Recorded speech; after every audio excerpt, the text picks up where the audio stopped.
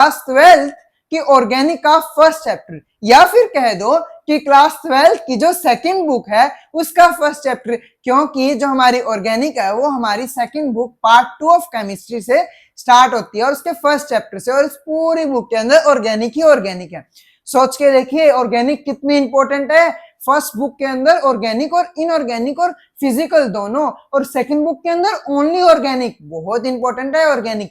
तो without wasting time start करते हैं हमारा chapter halo alkane and hello arenes. सबसे पहले स्वागत आपके favourite YouTube channel that is atomic study पे।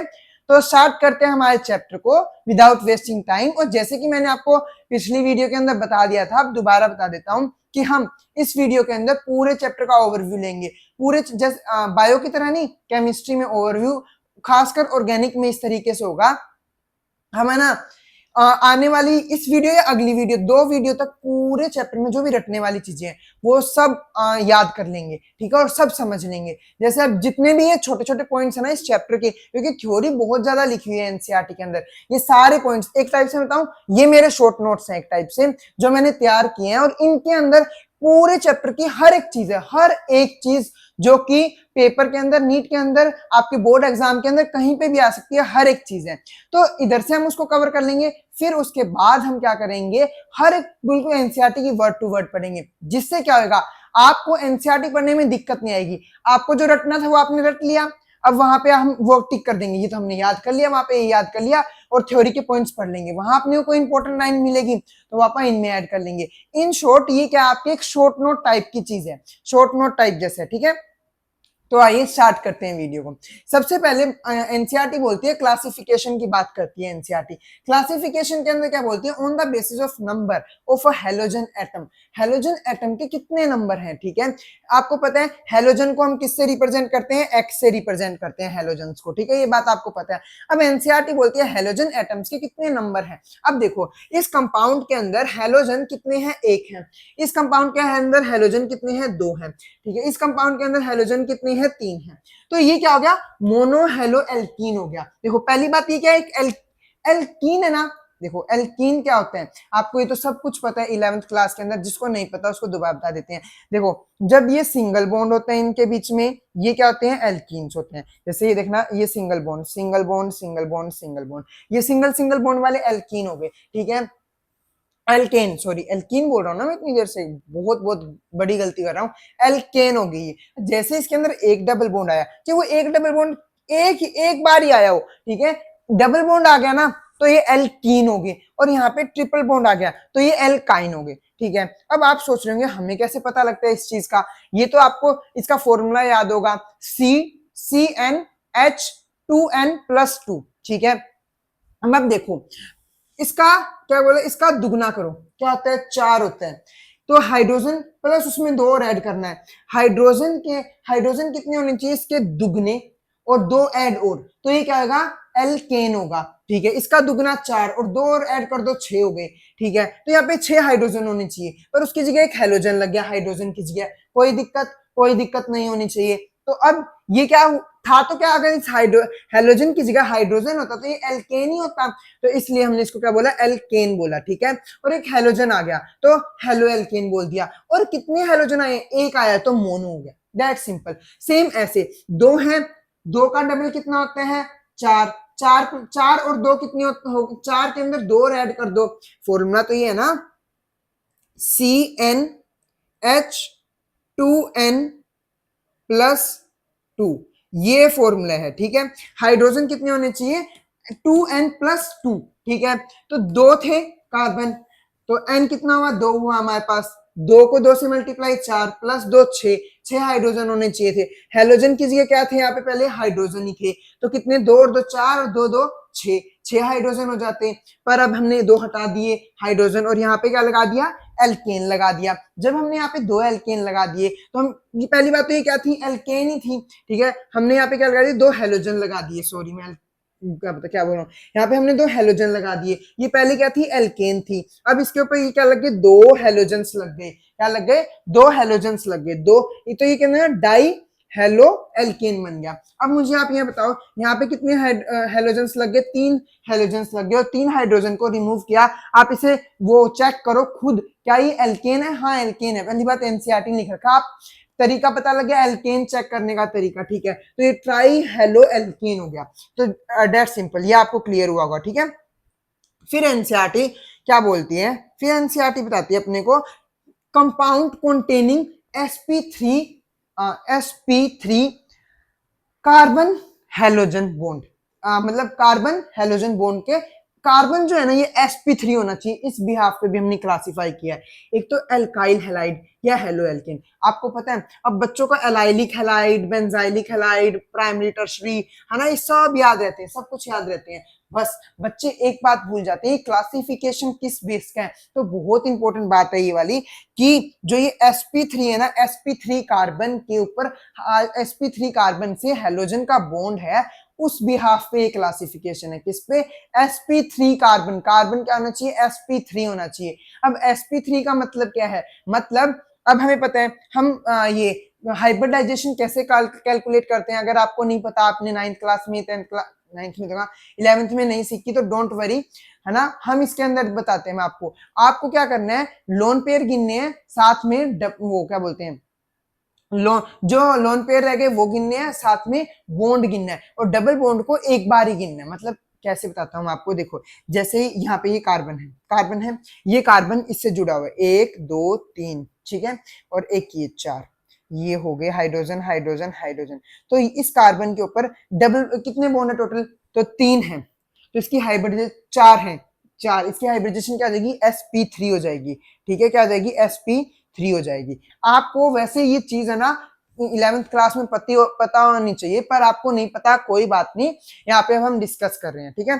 अगर मान लो ये कार्बन है, इसके साथ ये हाइड्रोजन जुड़ा हुआ है, एक कार्बन डबल बॉन्ड से जुड़ा हुआ है, ठीक है, और एक हाइड्रोजन और जुड़ा हुआ है। तो मैंने कहा डबल बॉन्ड को आप काउंट एक बार करोगे, या ट्रिपल बॉन्ड उसको भी एक बार, तो 1 2 3, तो यहाँ पे क्या होगी? इसकी हाइब्रिडेशन sp2 होगी। देखो 3 है ना, 3 sp2, मतलब कि P के पास 2 आ गए और एक S के पास, तो टोटल 3 हो गए वो पूरे, sp2। ऐसे याद रखना आपको, कहीं ऐसे मत कहना 3 है तो sp3, नहीं नहीं, S के पास भी तो चला गया ना एक नंबर, ठीक है, तो sp2। तो ये ध्यान रखना, अगर यहाँ पे ये हाइड्रोजन ना होके यहाँ पे ये ट्रिपल बॉन्ड से जुड़ा होता है, इससे ये ट्रिपल बॉन्ड से जुड़ा होता है, तो इसकी हाइब्रिडेशन sp होती, बस 2 है ना, 1 2, ठीक है। अब कहीं पे लोन पेयर होते हैं ना, तो उनको भी गिनते हैं ऐसे काउंटिंग में, 4, जैसे मान लो यहाँ पे कोई भी हेलोजन होता, ये हेलोजन है, ये ट्रिपल बॉन्ड से जुड़ा है कार्बन के साथ, ठीक है, 3 बॉन्ड हो गए, एक बॉन्ड से जुड़ा है हाइड्रोजन के साथ, 4 5 6 और 7, एक बार जुड़ गया, फिर दोबारा हाइड्रोजन के साथ, 7 बॉन्ड हो गए ना इसके पूरे। अब आप कैलकुलेट कितने काउंट करोगे? 1 2 3, इनको एक साथ, और एक लोन पेयर 4, तो इसकी हाइब्रिडेशन क्या आ जाएगी? 4 जने हो गए टोटल, तो एक तो एस के पास चला गया और 3 पी के पास, तो 4 हो गए ना टोटल फिर से, तो sp3 होगी इसकी हाइब्रिडाइजेशन। तो आपको ऐसे ध्यान रखना हाइब्रिडाइजेशन का, ठीक है। तो ये बोलते हैं कि कार्बन जिसकी हाइब्रिडाइजेशन sp3 हो, उस बिहाफ पे हमने इनको क्लासिफाई किया। अब एक बात और ध्यान से देखिए, यहाँ पे देखो फर्स्ट पार्ट क्या है क्लासिफिकेशन का? एल्काइल हैलाइड या हेलो एल्केन, ठीक है। पहला हमने इस बिहाफ पे बांटा RX का मतलब क्या है? R का मतलब क्या होता है? एक एल्काइल चेन, कार्बन की चेन, उसके साथ एक हेलोजन जुड़ा हुआ है। आल मतलब मैंने क्या बोला? एल्काइल, एल्काइल है, एल्केन की चेन मान लो आप। आर का मतलब जैसे ही आ जाए ना आपको एल्केन की चेन, एल्केन की चेन मानना कि carbon carbon carbon single bond से जुड़े हैं। आर से बस आपको यही रिप्रेजेंट रखना है, सिंगल सिंगल बॉन्ड से जुड़े हैं। जब ये सिंगल सिंगल बॉन्ड से जुड़े हैं, साथ में क्या जुड़ा हुआ है? इसके साथ हेलोजन जुड़ा हुआ है, एक्स जुड़ा हुआ है। कौन जुड़ा हुआ है? हेलोजन जुड़ा हुआ है, एक एक्स जुड़ा हुआ है। तो इस बिहाफ पे हमने इसको क्या बोल दिया? हेलो एल्केन, जो अभी हम ऊपर पढ़ के आए। एक होता है प्राइमरी, सेकेंडरी, टर्शरी। अगर हेलोजन प्राइमरी कार्बन से जुड़ा है तो प्राइमरी, सेकेंडरी से जुड़ा है तो सेकेंडरी, टर्शरी से जुड़ा है टर्शरी। कार्बन कौन सा है वो उससे मैटर करेगा, पर नाइट्रोजन वाले कंपाउंड्स के अंदर ये अलग होता है। नाइट्रोजन वाले के अंदर नाइट्रोजन कितने बॉन्ड से जुड़ा है वो देखते हैं। अब देखो प्राइमरी, सेकेंडरी, टर्शरी। प्राइमरी कौन? 2 कार्बन से जुड़ा हुआ है, कितने से? 2 से।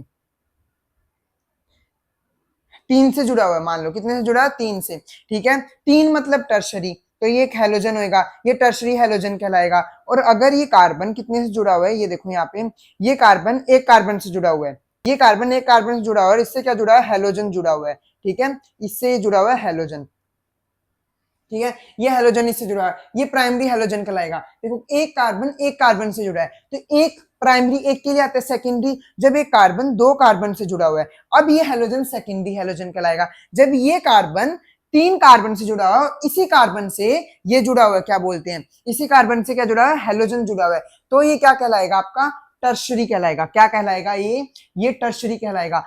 अगर ये टर्शरी कार्बन से, अब देखो ये स्ट्रक्चर है, मेरी बात ध्यान से सुनना, अब ये स्ट्रक्चर है, ये और ये, ठीक है, ये ऐसे जुड़ा है, हैलोजन जुड़ा हुआ है इससे। अब ये हैलोजन प्राइमरी है क्या सेकेंडरी, हैलोजन किस कार्बन से जुड़ा है, ये अब हमें वो देखना है, हैलोजन जिस कार्बन से जुड़ा है, अगर वो कार्बन प्राइमरी है तो हैलोजन भी प्राइमरी होगा। हैलोजन एक कार्बन, ये कार्बन, हैलोजन इस कार्बन से जुड़ा है, और ये कार्बन कितने कार्बन से जुड़ा है, एक कार्बन से, तो ये क्या हुआ, कार्बन प्राइमरी कार्बन हुआ ना, तो ये हैलोजन भी क्या आएगा, प्राइमरी होगा। अब ये हैलोजन, ये एक मिनट को, वी चेंज द कलर, ये हैलोजन क्या आएगा, ये हैलोजन किस कार्बन से, इस कार्बन से, ये कार्बन क्या है, टर्शरी है, तो ये हैलोजन टर्शरी कहलाएगा, ठीक है। तो ऐसे आपको ध्यान रखना है। और देखो एक ही स्ट्रक्चर के अंदर दो हो गए ना, अब एक और चीज देखना, ये कार्बन, यहाँ पे भी एक कार्बन हो गया, और यहाँ पे इससे एक हैलोजन जुड़ा हुआ है, इसको अलग कलर से बनाते हैं, ठीक है। अब देखना, इससे एक हैलोजन जुड़ा हुआ है, ठीक है। अब मुझे आप ये बताओ, ये हैलोजन किस कार्बन, इस कार्बन से जुड़ा है, ये कार्बन कितने कार्बन से जुड़ा है, दो कार्बन से, तो ये कार्बन क्या हुआ, सेकेंडरी कार्बन हुआ, और ये हैलोजन भी क्या आएगा, सेकेंडरी हैलोजन। तो आपसे एग्जाम में पूछ सकते हैं कि रेड वाला, ग्रे वाला और पिंक वाला कौन कौन से, ये कौन सा प्राइमरी हैलोजन, टर्शरी हैलोजन, और ये कौन सा है, सेकेंडरी हैलोजन। तो आई होप आपको ये समझ आए होंगे और बिल्कुल क्लियर हुआ होगा, ठीक है। अब एलाइलिक हैलाइड, ये वर्ड बहुत ज्यादा इंपॉर्टेंट है, कौन से, एलाइलिक हैलाइड और बेंजाइलिक हैलाइड, दोनों वर्ड काफी ज्यादा इंपॉर्टेंट है। देखो एक बात ध्यान रखना, बेंजाइलिक हैलाइड का बोलेंगे जब, ये एक बात आप बिल्कुल अच्छे से याद रखना, ये मान लो अगर ये बेंजीन है, ठीक है, ये बेंजीन आपकी, और अगर ये बेंजीन से डायरेक्ट अटैच है हाइड्रोजन, हैलोजन, तो हम इसे बेंजाइलिक हैलाइड नहीं बोलेंगे, हम इसे फिनाइलिक हैलाइड बोलेंगे। इस बात को रट लो अच्छे से। जब बेंजीन से कार्बन अटैच है फिर उससे हैलोजन अटैच है, उसे बेंजाइलिक हैलाइड बोलते हैं। और जब एक एल्कीन से एक कार्बन अटैच है फिर उससे हैलोजन अटैच है, तो उसे एलाइलिक हैलाइड बोलते हैं। डायरेक्ट वाले को विनाइलिक बोलते हैं, और डायरेक्ट अगर बेंजीन से अटैच है फिनाइलिक, डायरेक्ट अगर डबल बॉन्ड से अटैच है, ये लो, डायरेक्ट अगर डबल बॉन्ड से अटैच है हैलोजन, तो हम इसे बोलेंगे विनाइलिक, और इसे फिनाइलिक, इसे एलाइलिक और इसे बेंजाइलिक। इनके अंदर, चारों के अंदर बच्चे बहुत कंफ्यूज होते हैं, इनको ना अच्छे से रिमेंबर कर लो आप अच्छे से, इन चारों को, ये चारों है ना वही हमारे चुटकी वाला पॉइंट, ठीक है, ऐसे याद रखो। फर्स्ट चुटकी किसके लिए, फर्स्ट आई एलाइलिक हैलाइड के अंदर हैलोजन डबल बॉन्ड से डायरेक्ट अटैच ना होकर कार्बन से अटैच होना चाहिए, डबल बॉन्ड होना चाहिए पर उस डबल बॉन्ड के बाद कार्बन होना चाहिए, फिर हैलोजन होना चाहिए। फिर सेकंड बेंजाइलिक के अंदर डायरेक्ट बेंजीन से अटैच होना चाहिए, बेंजीन से अटैच होना चाहिए कार्बन से अटैच होना चाहिए हैलोजन। फिर क्या बोलते हैं हम, विनाइलिक के अंदर क्या होना चाहिए, डबल बॉन्ड से डायरेक्ट अटैच होना चाहिए हैलोजन। फिर हम बोलते हैं फिनाइलिक के अंदर सीधा बेंजीन से डायरेक्ट अटैच होना चाहिए हैलोजन। तो आई होप आपको ये बात बिल्कुल क्लियर होगी। यही बात आ गई यहाँ पे, डबल बॉन्ड से डायरेक्ट अटैच है हैलोजन, डबल बॉन्ड से डायरेक्ट अटैच है हैलोजन, ये डबल बॉन्ड है, ये बेंजीन, ये याद रखना, ठीक है। इस तो ये क्या कराएगा, विनाइलिक कहलाएगा। अब देखो मैंने उसे फिनाइलिक हैलाइड बोला था ना, फिनाइलिक के साथ एराइल भी बोल सकते हैं, उसे एराइलिक हैलाइड भी बोल सकते हैं। अब आप अच्छे से ध्यान रखना इस बात को, फिनाइलिक एराइलिक। मेरे से ना इस वीडियो के अंदर एक बहुत बड़ी गलती हुई, वो प्राइमरी सेकेंडरी वाली, तो प्लीज मुझे उसके लिए माफ कर देना। तो बट बाकी आपका सब स्मूथली चल रहा है, हो जाता है कॉमन से भाई। आपको अगर लगता है नहीं एक इमेज बन जाती है, ये कैसे गलत कर सकता है, तो डोंट वरी, सबसे गलतियां होती है, आप भी तो एग्जाम के अंदर इतनी गलतियां करके आते हो, तो डोंट वरी, ठीक है। मेरी बात अब आप ध्यान से सुनो कि एराइलिक इसे वो ये चारों आपको बिल्कुल अच्छे, इसका अभी के अभी ना स्क्रीनशॉट लो और अपने नोट्स के अंदर इसको बनाओ। मैं साइड हो चुका हूँ स्क्रीन से, इसका स्क्रीनशॉट लो अभी के अभी और इसे नोट्स के अंदर बनाओ। ये याद रखना, allylic halide, benzylic halide, vinylic, arylic और इसे फिनाइलिक भी लिख लो, ठीक है, वो ये भी बोल सकते हैं। तो आई होप आपको ये क्लियर हुआ होगा। मैं गारंटी के साथ कह रहा हूं आपके एग्जाम के अंदर इन चारों में से एक को जरूर पूछेंगे। अभी स्क्रीनशॉट ले लो। बोर्ड के मेन एग्जाम की बात कर रहा हूं मैं और नीट के आपके टेस्ट सीरीज की बात कर रहा हूं मैं, हर जगह इस क्वेश्चन को जरूर पूछा जाएगा, ठीक है। तो ये देखो, ये तो हमारा क्लियर। अब हम बात करते हैं method of preparation for alcohol. अब देखो अल्कोहल बनाने के मेथड्स, यहाँ पे थोड़ी सी स्क्रीन बस इस पार्ट में ब्लर है, डोंट वरी, ठीक है। देखो क्या बोलती है एनसीईआरटी, ये प्रिपरेशन मेथड है। अब आप सोच रहे होंगे ये हम कैसे याद रखेंगे, डोंट वरी, या आप बार बार रिमेंबर करोगे ना, कितने हैं टोटल, 4-5 हैं, आपको अपने आप रिवाइज हो जाएंगे। देखो अगर आप अल्कोहल को HCl के साथ रिएक्ट कराओगे तो देखो क्या होगा, ये OH तो छोड़ के चला जाएगा और यहाँ पे CL आ जाएगा, ये बन जाएगा, ठीक है। और देखो ये OH छोड़ के जाएगा और यहाँ से H और Cl अलग अलग हो जाएंगे, तो ये OH के साथ आ जाएगा और Cl इसके साथ चला जाएगा, पर किसकी प्रेजेंस में, ZnCl2 की प्रेजेंस में। आपको ये बात याद रखनी है, ठीक है। सेम आपको क्या करना है, यहाँ पे फ्रॉम अल्कोहल हमने ना क्या बनाना है, हमें एल्कीन्स बनानी है, एल्केन या एल्कीन, मतलब हमें वो बनाने हैं, हेलो एल्केन, हेलो एल्कीन, ये बनाने हैं सब कुछ, ठीक है। तो इनको कैसे बनाएंगे, पहली चीज हम अल्कोहल से बना सकते हैं। आप क्या करो, अल्कोहल को ले लो, अल्कोहल से बना सकते हैं, तो अल्कोहल को एज ए रिएजेंट लेना पड़ेगा आपको, ठीक है, रिएक्टेंट लेना पड़ेगा, ठीक है। तो हमने अल्कोहल ले लिया, यहाँ पे बहुत सारे देखो सबके अंदर अल्कोहल ले रखा, मैंने ले लिया। फिर हमने क्या देखा कि HCl यहाँ से छोड़ के चला जाता है। देखो अब एक बात आप याद रखना, लिविंग ग्रुप वाली बात है यहाँ पे, जो हम आगे डिस्कस करेंगे उसी से रिलेशन है इसका।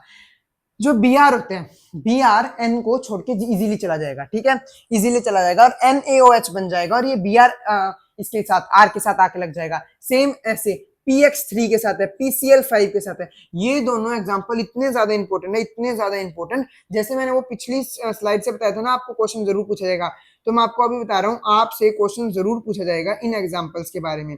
इनमें से एक का क्वेश्चन आपको जरूर पूछा जाएगा आपके एग्जाम के अंदर। अभी के अभी स्क्रीनशॉट लो इसका, अभी के अभी रट लो इसको अच्छे से। देखो क्या करना है, अल्कोहल में PX3 है और PCl5 या PX5 भी लिख सकते हो आप इसे। आप देखना तो यही बात है, OH छोड़ के चला जाएगा, OH छोड़ के चला जाएगा, यहाँ पे X आ जाएगा, यहाँ पे Cl आ जाएगा, या X आ जाएगा, ठीक है, ये तो हमें पता था।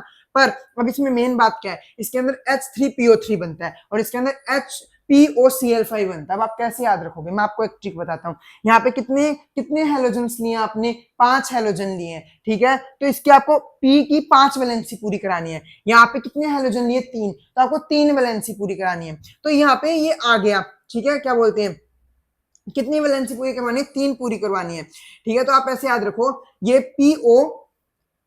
एक मिनट, ये जो है PO3 माइनस, ठीक है, PO3 3 माइनस है, तो आप 3 हाइड्रोजन ले जाओगे तो इसकी 3 की वैलेंसी पूरी हो जाएगी। इस तरीके मैंने एक ही ट्रिक बता रखी है बस याद रखने के लिए, कि यहाँ पे पहले एक बार इसको देखो, 5 है, 5 वैलेंसी पूरी करानी है, 3 और 2, ऑक्सीजन की 2 3 होगी, 5 पूरी होगी, 3 है, यहाँ पे -3 है, तो मतलब ऐसे याद रखो, इसकी यहाँ पे भी 3 था और यहाँ पे भी 3 है, तो 3 फिर यहाँ से हो गया। देखो इसकी हम वो भी निकाल लेते हैं, इसका चार्ज भी निकाल लेते हैं फॉस्फोरस का, 6 माइनस का 6 इक्वल टू में क्या रख लो आप, -3 रख लो या 0 रख लो। देखो वो आपको निकालना था ना ऑक्सीडेशन नंबर, हाइड्रोजन के लिए 3, ठीक है, हाइड्रोजन के लिए 3 प्लस का, फिर यहाँ पे प्लस में क्या कर दो x, p का हमें निकालना है,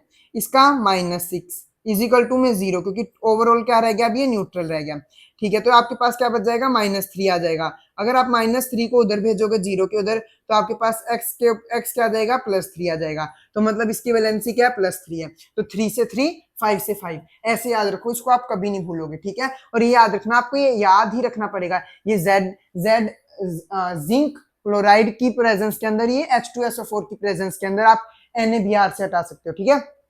इसका भी रीजन है, क्योंकि हमें इसकी आयोनाइजेशन करनी पड़ती है, इसका भी एक प्रॉपर रीजन है, ठीक है। तो ये भी आप, आई होप आपको क्लियर हुआ होगा। फिर हम बात करते हैं इसकी, देखो हमने क्या किया, अब ये रेड फॉस्फोरस प्लस ये लेना है रेड।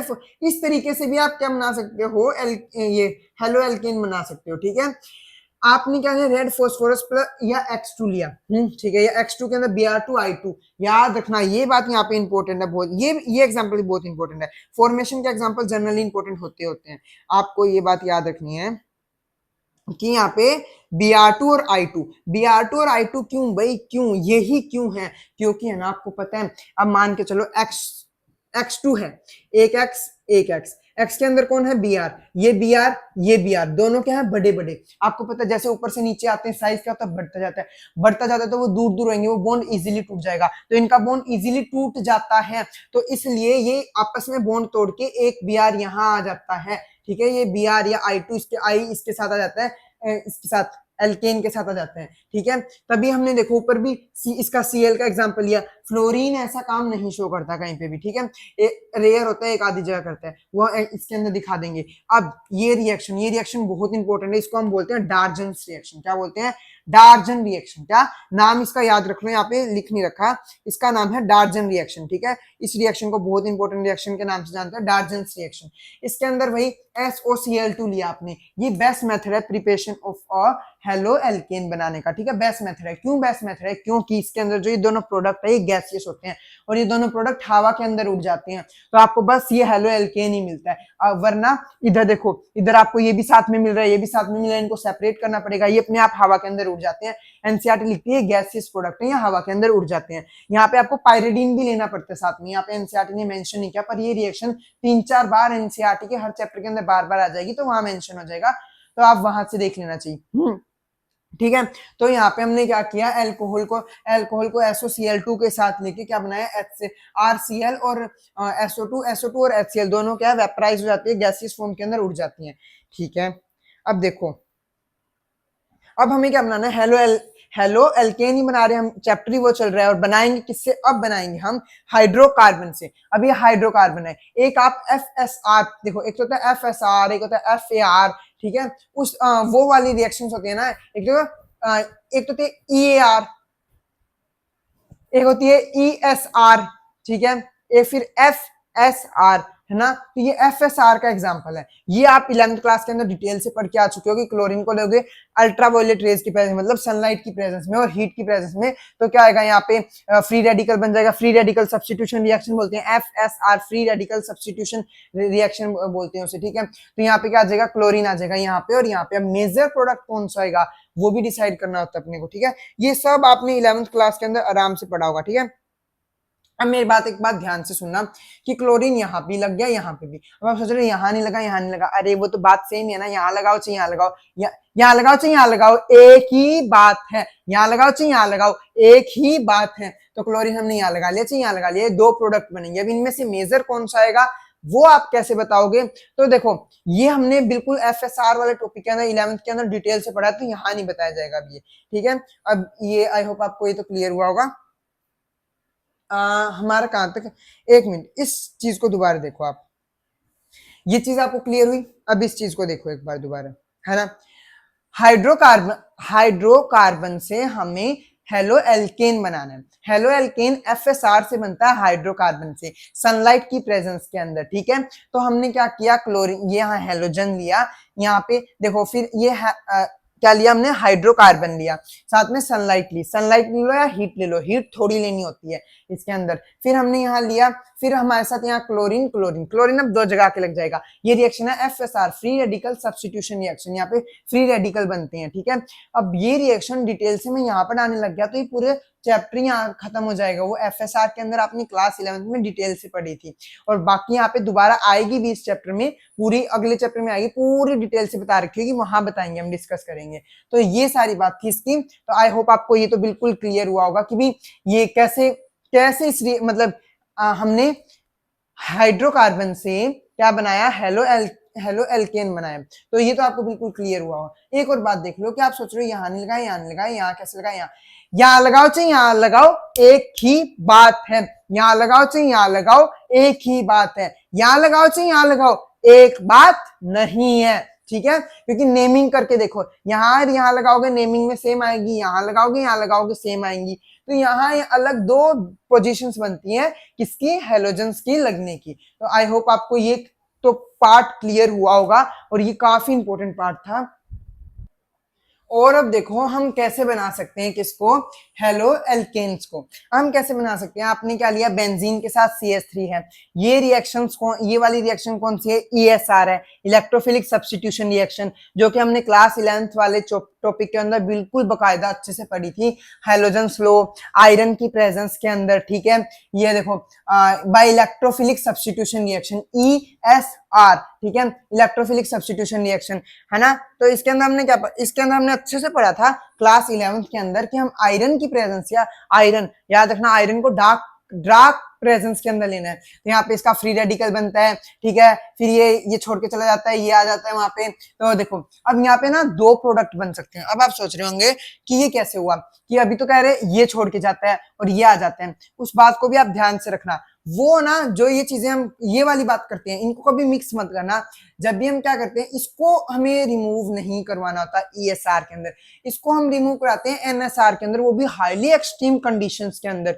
तो मैं बात आपको एक बार, इसलिए मैंने आपको ये बात बोली, इसको रिमूव कराओ ये आ जाएगा, आपको लगा हाँ सही बोल रहे हैं, पर वो कहाँ होगी, NSR के अंदर होगी। ESR के अंदर क्या होते हैं कि इसकी प्रेजेंस के अंदर देखते हैं ये पॉजिटिव है, नेगेटिव, प्लस आर इफेक्ट लगाएगा, माइनस आर इफेक्ट लगाएगा कहीं, फिर उसकी प्रेजेंस है मेटा और पैरा पे, ऑर्थो पैरा या मेटा पे लगाते हैं, ठीक है। अब ये क्या शो करता है, प्लस आर वाले कहाँ लगवाएंगे, ऑर्थो पैरा पे लगवाएंगे। ये ऑर्थो पे लगवा लिया, ये पैरा पे लगवा लिया।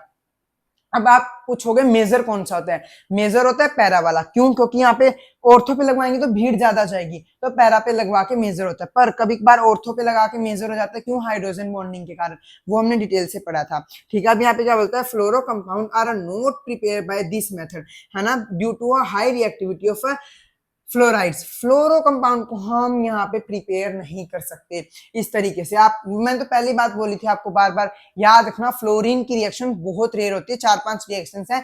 एक तो आपको वहां पे क्या बोलते हैं, पी ब्लॉक के अंदर देखने को मिलेगी, पार्ट 2 वाले पी ब्लॉक क्लास 12th वाले में, और एक आपको 3-4 ऑर्गेनिक के अंदर देखने को मिलेगी। तो उन रिएक्शंस को बिल्कुल अच्छे से याद रखना, और इस रिएक्शन का स्क्रीनशॉट मत लो चाहिए, क्योंकि ये रिएक्शन कॉमन ही है, ठीक है। दो रिएक्शन ये है जो कि बहुत ज्यादा इंपॉर्टेंट है, बहुत हद से ज्यादा इंपॉर्टेंट रिएक्शन है ये दोनों। देखो एक तो है फ्रिंकलस्टीन रिएक्शन, एक है स्वार्ट्स रिएक्शन। इन दोनों को हम हेलोजन एक्सचेंज मेथड भी बोलते हैं। हम क्या करेंगे, इस आर के साथ क्या लगा हुआ है, हेलोजन लगा हुआ है, इस आर के साथ हेलोजन लगा हुआ है, अब उस हेलोजन को एक्सचेंज कर देंगे।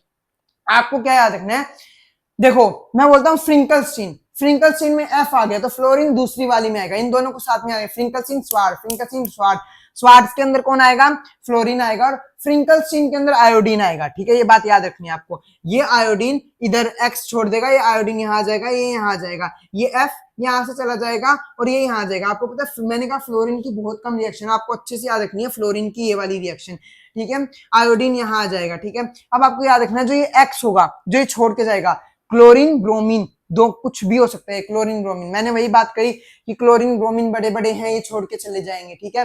अब आप, और यहाँ आप सोच रहे होंगे ये आई इससे बड़ा है, बहुत बड़ा होता है, आई इसको छोड़ के चला जाएगा, ठीक है। देखो NaCl मोस्ट, वो सबसे ज्यादा आयोनाइज होते हैं, मतलब काफी ज्यादा अच्छा बॉन्ड होता है एज कम्पेयर टू Na, क्योंकि वो बड़े बड़े होते हैं, वो बहुत बड़ा होता है, ठीक है, इस कारण से। अब आप मुझे एक बात और बताना है, यहाँ पे क्या बोलते हैं, ब्रोमीन छोड़ के चला जाएगा, यहाँ पे फ्लोरीन आ जाएगा, ब्रोमीन छोड़ के चला गया, फ्लोरीन आ गया। अब हमने आयोडीन और फ्लोरीन लगाया, ये स्वार्ट्स रिएक्शन को, स्वार्ट्स रिएक्शन 2-3 बार दोबारा मैं रिवाइज करवा दूंगा आपको, बहुत बार आएगी स्वार्ट्स और फ्रिंकलस्टीन हर चैप्टर के अंदर, ठीक है। यहाँ पे देखो आपको याद रखना, यहाँ पे डी ब्लॉक के एलिमेंट्स होने चाहिए, एजी डी ब्लॉक का है ना, ये डी ब्लॉक का आना चाहिए, पीपीटी बना देते, क्या बना देते, पीपीटी, पेरिसिपिटेट हो जाता है ये बात आपको बिल्कुल अच्छे से याद रखनी है। देखो फिजिकल प्रॉपर्टी, फिजिकल प्रॉपर्टी के अंदर क्या है कि बॉइलिंग पॉइंट साइज के ऊपर डिपेंड करता है। आर, इसका आई का साइज सबसे बड़ा तो इसका बॉइलिंग पॉइंट ज्यादा, तो ऐसे बॉइलिंग पॉइंट इनका सबसे ज्यादा, ठीक है। फिर हम बोलते हैं, एक बात याद रखना कि जैसे आइसोमर्स होते हैं, मान लो ये वाला है, ये कितने हो गए, कितने कार्बन है इसके अंदर, 1 2 3 4 5, अब ये 1 2 3 4 और ये 5वां हो गया, 5 1 2 1 2 3 4 5, ये तो वही हो गया ना, 1 मिनट, 1 2 3 4 5। मैं एक मिनट, मैं कहने का मतलब समझो, हमें इसके ऊपर टाइम वेस्ट नहीं करना अभी। 1 2 3 4 5 6 7, 1 2 3 4 5 6 7, 1 2 3 4 5 6 7। अब एनसीईआरटी क्या बोलती है कि ये देखो, ये तीनों क्या है, आइसोमर्स हैं एक दूसरे के, ठीक है। हर जगह जहाँ पे ये डैश है ना खाली, ये वाली यहाँ पे हेलोजेंस लगा दो, ठीक है, हेलोजेंस लगा दो, ठीक है। मान लो ये आइसोमर्स है, बराबर बराबर सब कुछ इनके अंदर, ठीक है। तो ना आइसोमर्स के अंदर ना जिसकी ब्रांचिंग ज्यादा होती है, क्या बोलती है, boiling point of isomer of a haloalkanes decreases with increasing the branching. जिसकी ब्रांचिंग ज्यादा उसका बॉइलिंग पॉइंट कम। इसका रीजन मैं आपको बकायदा बताता हूं अभी। तो बॉइलिंग पॉइंट कम इसका होगा, सबसे ज्यादा इसका होगा। देखो जैसे ब्रांचिंग होती है ना, तो ये ब्रांच होते हैं सबसे छोटी वो कर लेता है, शेप अटेन कर लेता है, जैसे स्पीयर, और स्पीयर स्पेरिकल शेप्स के बन जाते हैं वो, तो उनकी क्या हो जाती है, बॉइलिंग पॉइंट बहुत कम रह जाता है। ऐसे ध्यान रखो आप, बस ये बात आपको ध्यान रखनी है। ब्रांचिंग होने से बॉइलिंग पॉइंट डिक्रीज क्यों होता है, क्योंकि वो एक शेप अटेन कर लेते हैं। देखो आपको पता है, हम वहां पे सरफेस टेंशन के अंदर पढ़ते हैं, अपनी सरफेस टेंशन डिक्रीज करने के लिए एटॉमिक स्पेरिकल शेप ले लेता है, जैसे कि पानी की बूंदे लेती है, तो वैसे ही स्पेरिकल शेप ले लेता है, ठीक है। तो इसलिए इसका बॉइलिंग पॉइंट डिक्रीज होता है। आपको ज्यादा डीप में जाने की जरूरत नहीं है, बाकी डीप में एनसीईआरटी ने लिख रखा है, वो हम वहीं पढ़ेंगे, ठीक है। तो आई होप आपको इतना सब कुछ क्लियर हुआ होगा। तो मिलते हैं नेक्स्ट वीडियो के अंदर, इसी का आगे वाला पार्ट करते हुए कवर। तो bye, stay connected with atomic study, और यहीं से पढ़ते रहिए। देखो कितना अच्छा प्लेटफॉर्म है, सारे चैप्टर्स आपको एक साथ पढ़ा जाए, चाहे फिजिक्स केमिस्ट्री बायो कुछ भी हो। तो मिलते हैं अगली वीडियो के अंदर, तो बाय।